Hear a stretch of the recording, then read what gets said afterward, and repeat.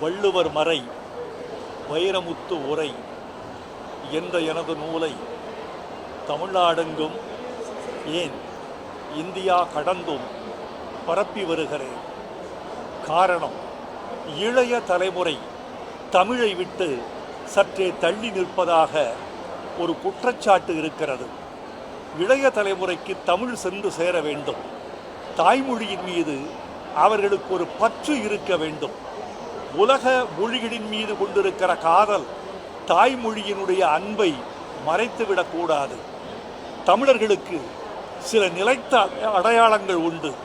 தமிழர்களின் நில அடையாளம் வடக்கே வேங்கடம், தெற்கே குமரிமுனை என்பது வடவேங்கடம் தென்குமரி ஆயிடை தமிழ்கூறு நல்லுலகு என்று பணம்பாரனார் தொல்காப்பியத்திற்கு பாயிரம் எழுதிய போது எழுதியிருக்கிறார். தமிழர்களுக்கு மலையடையாளம் உண்டு. பொதிகைதான் தமிழர்களின் மலையடையாளம். தமிழர்களுக்கு கலையடையாளம் உண்டு. மாமல்லபுரம் தமிழர்களின் கலையடையாளம். தஞ்சை பெருவுடையார் கோயில் தமிழர்களின் கலையடையாளம். இப்படி ஒவ்வொன்றுக்கும் ஒரு அடையாளம் இருக்கிற போது தமிழர்களுக்கு என்று அறிவு அடையாளம் உண்டா என்று கேட்டால் அவர்களுக்கு சொல்லக்கூடிய மாபெரும் விடை திருக்குறள். திருக்குறள் தான் தமிழர்களின் அறிவடையாளம், ஞான பெட்டகம், கருத்து கருவூலம், வாழ்வியல் நூல் என்ற ஒரு கருத்தை நான் உலகமெங்கும் பதிவு செய்து வருகிறேன்.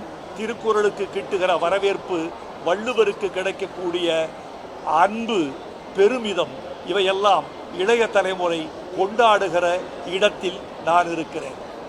சமீப நாட்டில் திருக்குறள் திருவள்ளுவர் குறித்த முன்னெடுப்புகள் அதிக அளவில் இருக்குது. மருந்து அதிகமாக விற்கப்படுகிறது என்று சொன்னால் என்ன பொருள்? அங்கு நோய் அதிகமாகிவிட்டது என்று பொருள்.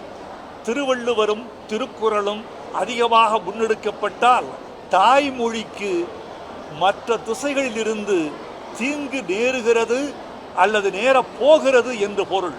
அதை தடுக்கத்தான் வள்ளுவரையும் திருக்குறளையும் நாங்கள் முன்னெடுக்கிறோம்.